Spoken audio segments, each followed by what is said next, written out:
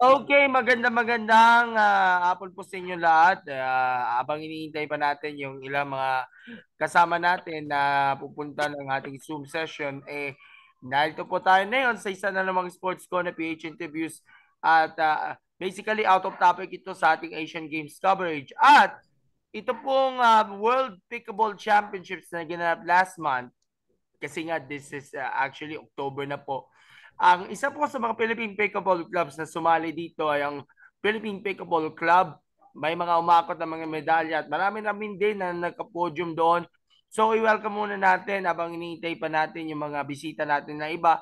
Ang ating dalawang members ng team, unahin natin si Coach Sarah Jane Lim. Coach Sarah, bumati ka naman sa ating mga tagapanood. Hello, everyone. Thank you for having me, Sports Corner. Super exciting. So excited to share about our experience sa Bali. Alright, thank you so much. At kasama po natin, parehas po sila nasa loob ng coaches sa ngayon. Alright, from Davao City, si Ma'am Winona Cabardo. Ay, Winona, magandang hapon. Hello, maayong hapon sa sa Talandiha. Thank you for inviting us for Torrance. Thank you, Sir Gab. Ayun, Alright, Shikal naman. alright, thank you so much. At ngayon ay pumasok na itong si Coach Leander Lazaro. Mamaya mo natin siya babatiin. Pero first up, congratulations sa Pilipinas. Nasa top na rin ng Philippine Pickleball scene dahil marami ang mga may uwing na medalya na bitbit ang ating mga pickleball athletes from 3 clubs. Pero bago yan, kamusta na po kayong dalawa ni Sarah? I'm okay. Preparing na rin for Taiwan kami. So, kami ni Leander, we're leaving next week for Taiwan for the Asian Games naman. So, kahit on high pa kami from Bali, we need to refocus again kasi tournament na naman on Thursday. Oo, at si Winona naman, kasi alam mo naman siguro, hindi nga pwedeng bitawan yung pagtitrain dahil may susunod pang competition. Pero ikaw, on your part?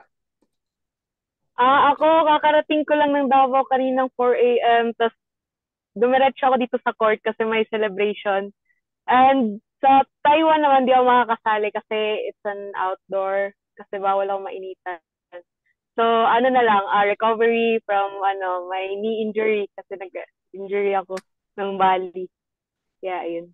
Okay, for disclosure nga pala, si Winona po ay may lupus. Kaya nga hindi siya Opo. pwede makalaro sa mga outdoor meets. Medyo nahihirapan ka dun eh. Pero most likely Opo. sa mga indoor lang sumasali nga itong si Winona. So abang hinihintay po natin na makasama natin muli si Leander kasi hindi nakapasok.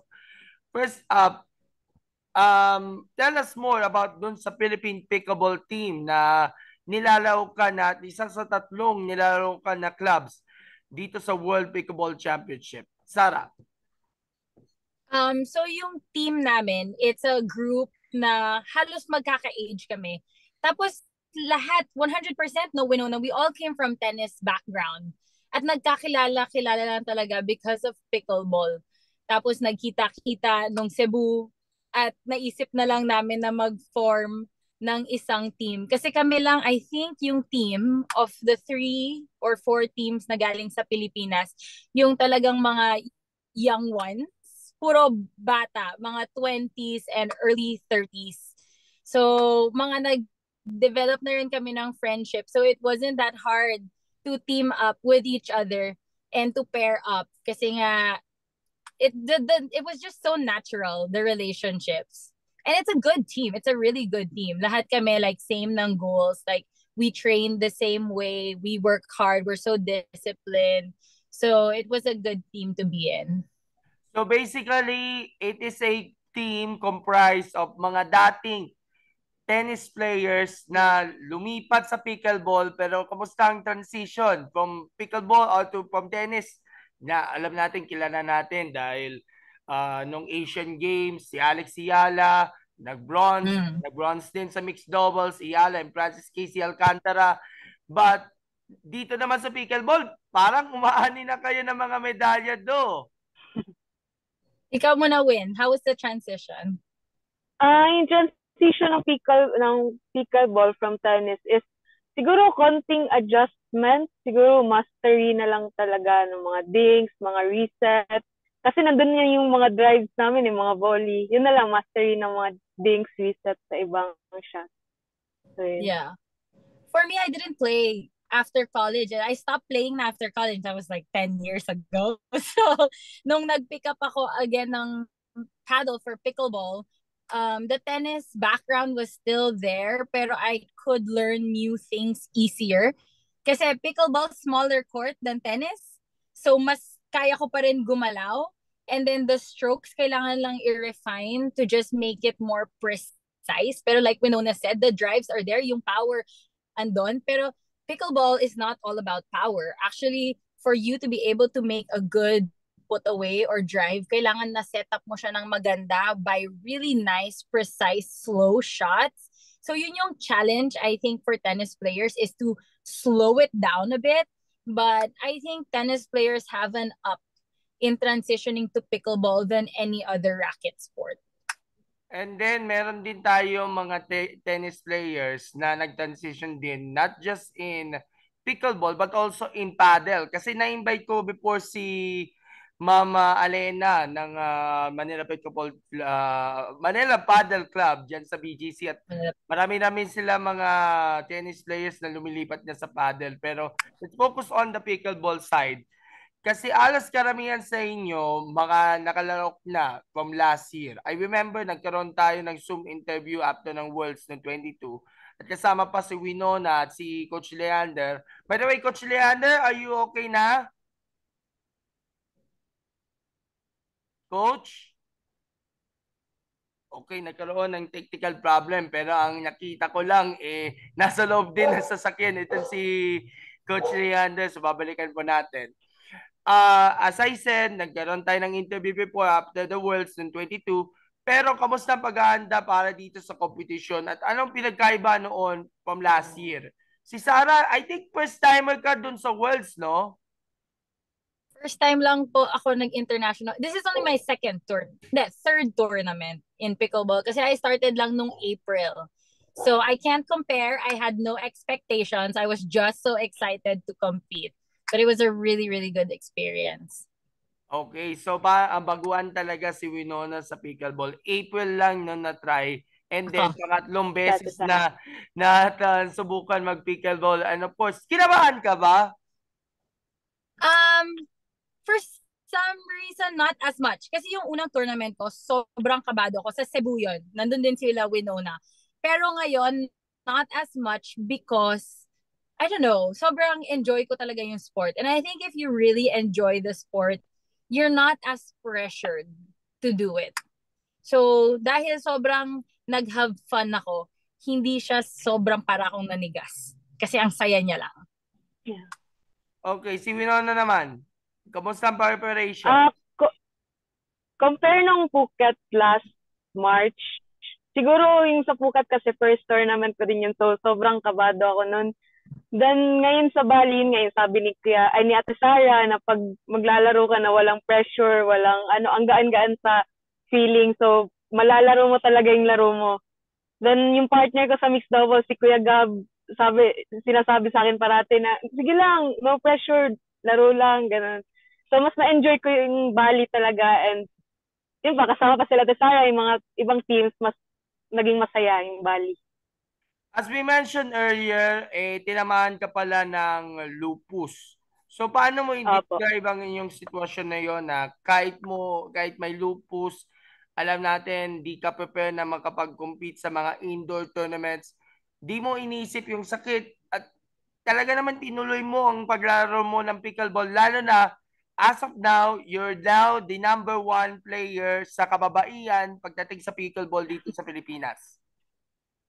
Yes po. Kasi nung 2019, nag-stop na talaga ako mag-tennis. Tapos, sobrang na-stress ako noon kasi di ko na alam anong gagawin ko sa So, yun nga, nakikita ko pickleball. So, mostly indoors naman yung tournament. Tapos, yun pa rin, medyo iwas lang sa init.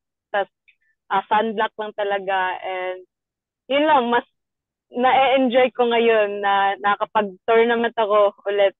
nakapag competitive na ulit. Okay, for context nga pala, we have 3 teams na pinadala natin dito sa World Pickleball Championship. Aside from the Philippine Pickleball Club, we have also teams from Lucena, from Makati. Kaya andun ang mga very familiar names nga like sina Bones Umali, si Clarice Patrimonio, who is actually one of the best tennis players before sa NU. Then si Coach Sarina Arevalo, na isa sa mga premiadong tennis coaches ngayon. I think she is the coach right now of the women's team. Plus sa Lucena, merong Carl Soleta and his daughter Gabby Soleta. Si Carl po, yung kapatid ni na Bien at Bambi, who is now a Angshu for the Asian Games of Soft Tennis. So paano mo i-describe yung friendship na binuo, spirit and camaraderie na magkakasama kayong lahat ng mga teams, Lucena, Makati, at of course ang Philippine Pickleball Team doon sa World sa Bali? Sarah? It was actually very nice to see everyone. Sabi nga, hindi ko ma-compare from before, pero sabi ni Ian, ni Leander, na back last year, sobrang konti lang ng mga representatives ng Philippines, and now sobrang dami na namin. So I'm so happy that pickleball is growing in the Philippines, and it's just the start. Ibig sabihin, the more participation, the higher the level yung mararating namin, kasi the competitiveness is becoming higher. So the competition is higher. It was just nice to cheer for one another kahit magkakaibang team kami, kasi we're all representing one flag anyway. And it's nice when the Philippines can get to compete yung sa medyo medal rounds na. Whether you win or you lose, you're still representing the Philippines. So panalo pa rin tayong lahat. So that was just a really, really nice experience. How about si Winona, yung experience niyo kasama yung iba pang mga clubs? Ayun, masaya naman kasi yun nga, sabi ni Ate Sara na sa finals, sa semifinals, mga Pinoy din yung nakakalaban. So, ayun, laban Pilipinas talaga din dun sa Bali. So, masaya rin kasi marami ng mga Pilipino na sumali nung Bali. Baka nga tayo pinakamarami eh. Oo, parang marami.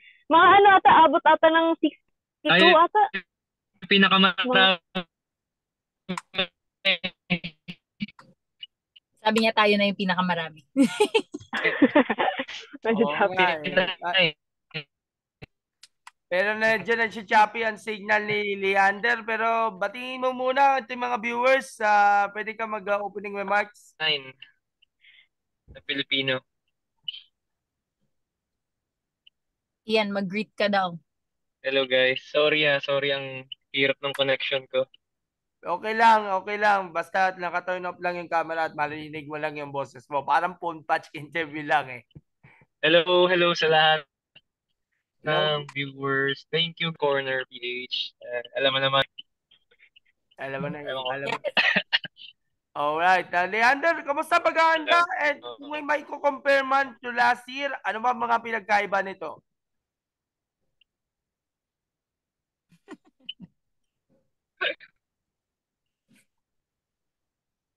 At signal na naman si Coach Leander eh. Kaya pwede niyo putulin mo muna yung yung camera muna para marinig natin. Parang phone patch na rin.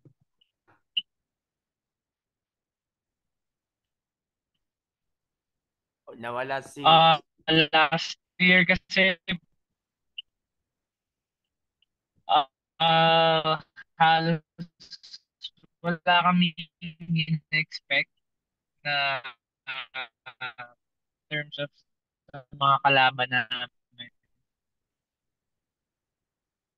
Alright. So, medyo di maganda ang signal ni Coach Leander. Sige. Ayan. Sorry. Ayun last year kasi wala kami expect na kahit di rin namin alam. Pero siguro I can speak for Ian in the preparation kasi Ian and I are kami yung mixed doubles partners and we reached up to semifinals. Kami ni Ian and my husband and some of our other teammates here in Manila were the ones practicing all the time together. So we really made a way to meet each other kasi si Ian tiga Malabon pa siya. Tapos kami tiga Taguig. Sobrang scattered namin pero talagang pinipilit namin magkita-kita kasi who else will train each other other than kami-kami. Wala nang iba eh. So we had to be disciplined talaga and committed sa mga training namin. And that's why siguro we came to the competition happy. Tsaka even if Ian says it's no expectations, we were like hopeful na magkakaroon ng magandang results just because we trained really hard. And actually the fact that we all made it to the elimination rounds and I and Winona, we made it to the finals and sila Ian made it to the finals in the team event. So parang it was a good result talaga.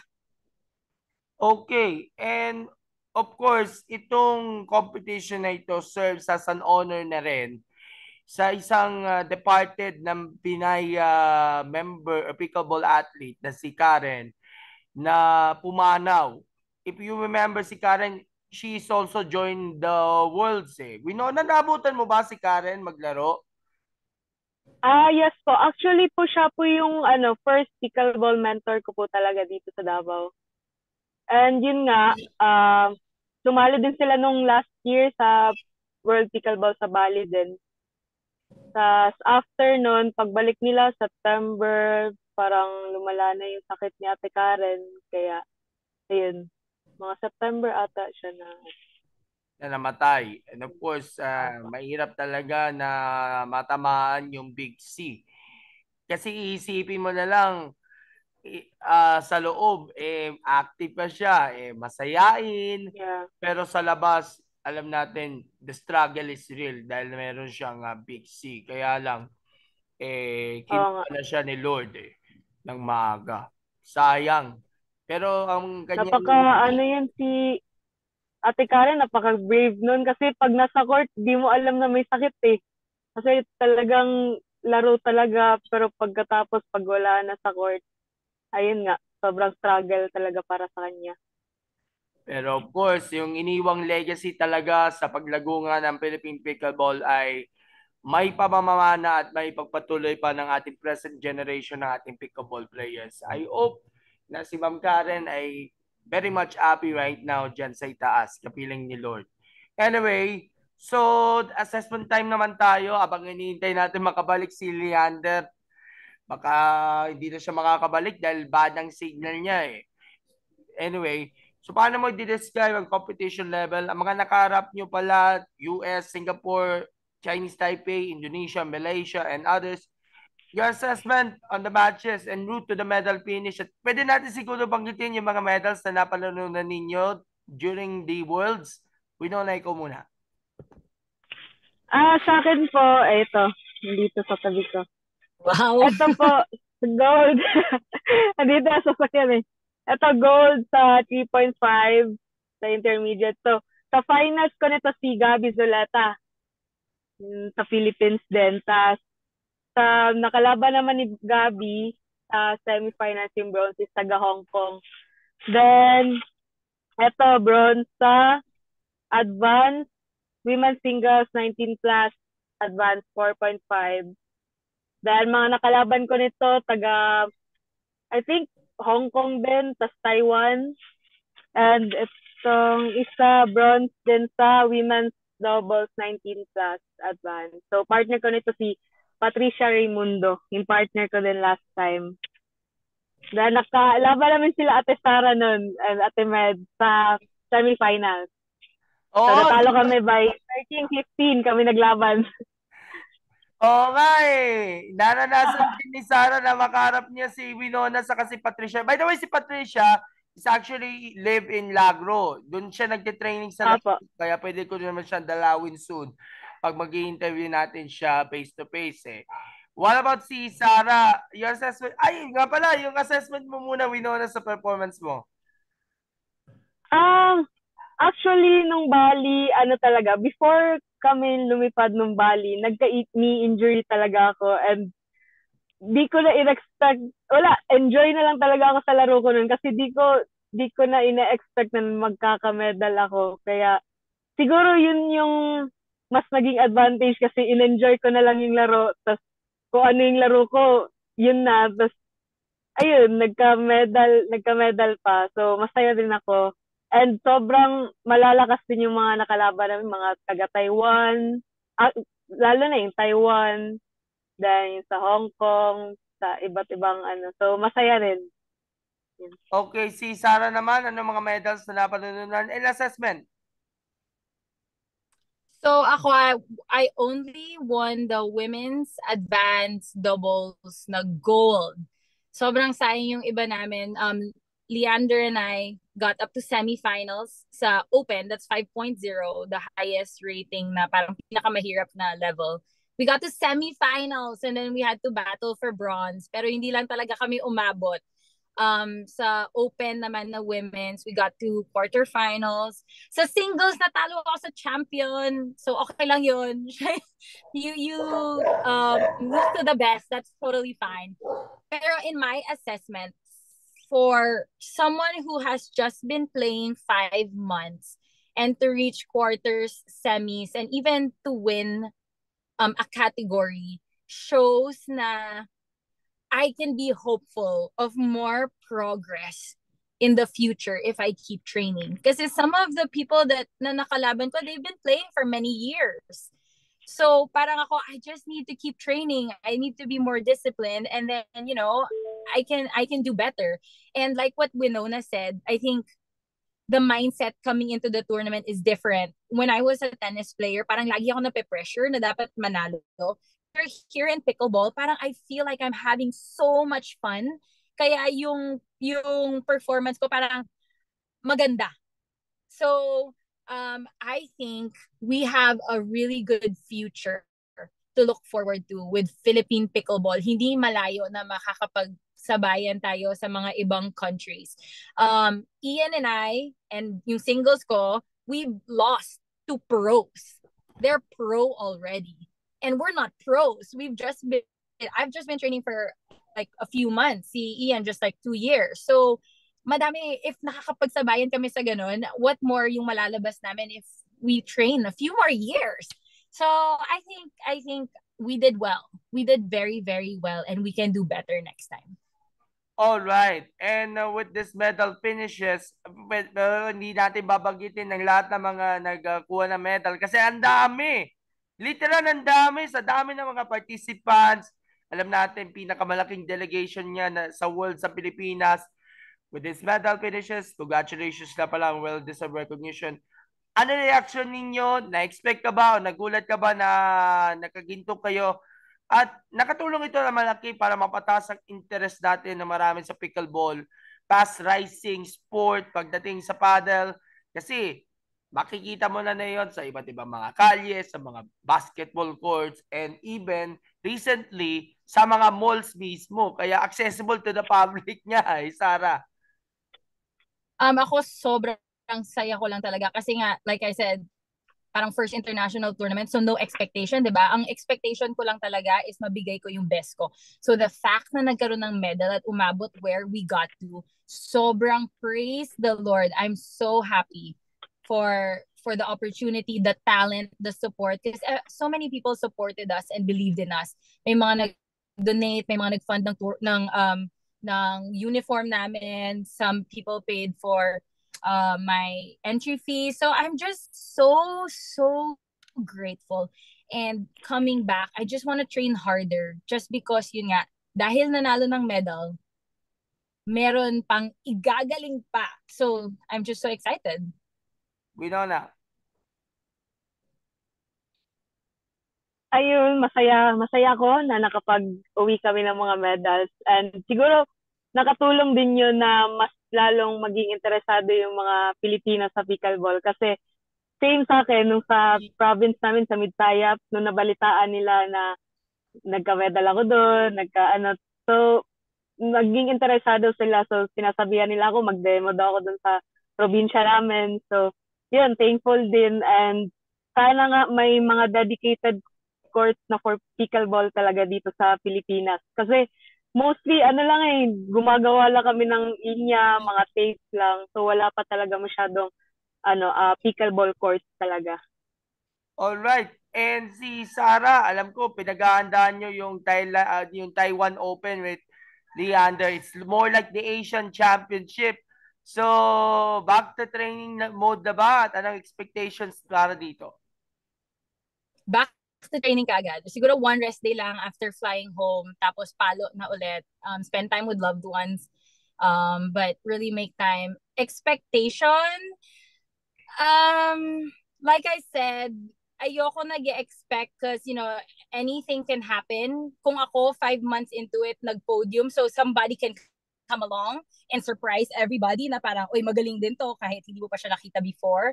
So I think sobrang important lang the mindset coming into it is that you practice, you put out what you practice.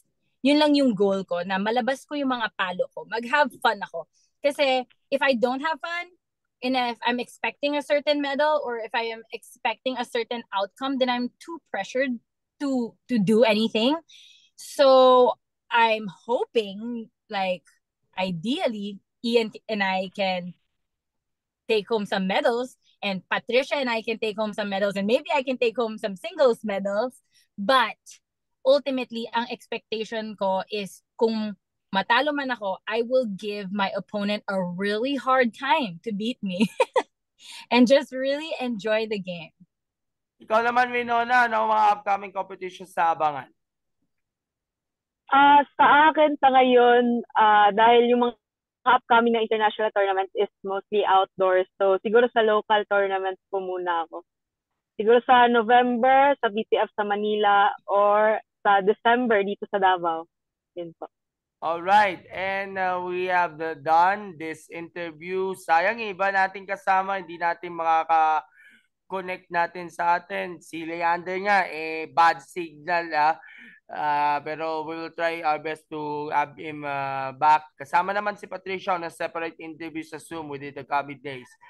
So, standby ka lang dyan, Leander, at abangan na lang natin yung magiging interview natin with Patricia. Still the same. It's actually the assessment nga ng ating Philippine Pickleball team para dito sa World Championships. And again, congratulations on a job well done dito po sa World Pickleball Championships, at sana mapantayan panlalo ang mga medal finishes sa mga susunod pa mga competitions na lalaukan ninyo, and sana mabigyan pa na mas maraming pagsuporta natin ang taong bayan pagdating na sa pickleball at ma-recognize tayo ng iba't ibang mga sporting bodies. Alright, so before we end, baka pwede ninyong mag-closing remarks, pero bago yan, magpo-photo up muna tayo. Thumbs up and smile in 3, 2, 1. Okay, so we give the floor now to Sarah and Winona for their closing remarks. Kanina mo pinasasalamatan. Winona, ikaw muna. So kato, dagan kayong salamat sa tanan nagsuporta sa mua. Akong my family, friends, akong papa, and City Sports Davao, mga ibang nagbigay, mga friends ko, and sa team, sila Ate Sara, kila Kuya Ian, kila Kuya Gab, kila Tope, sa lahat, sila Pat, sila Kuya Kim.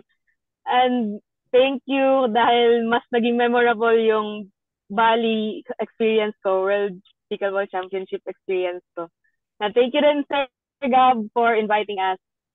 Salamat kayo, Winona, at mag-iingat kayo dyan sa Davao, and pakikumusta naman sa Davao Pickleball community kasi very active niya sa participation sa iba't ibang mga tournaments. Parang sunod-sunod niya Opo, sunod-sunod.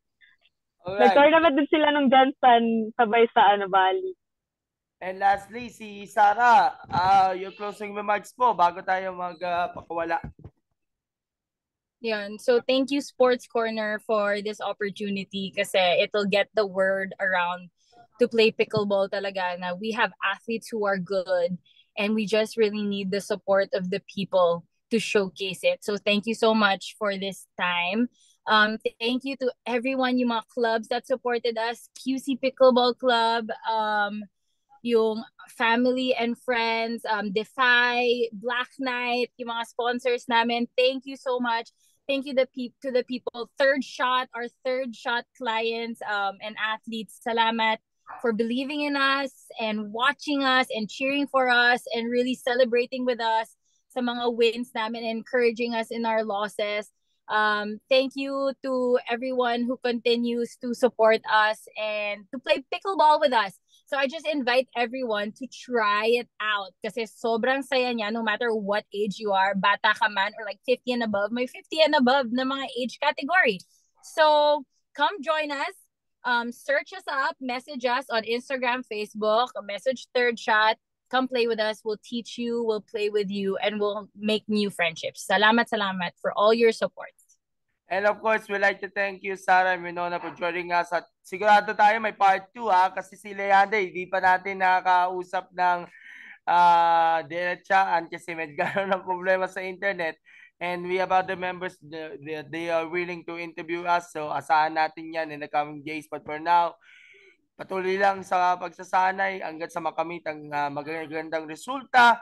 At of course, salamat sa pakikitungo niyo sa amin para ibahagi niyo sa amin ang inyong mga kwento ng inyong pagtatagumpay niya pagdating sa sport ng pickleball. Alright? So thank you so much to the both of you. Bye-bye po and God bless you. Maraming salamat. Thank you. Thank you so much.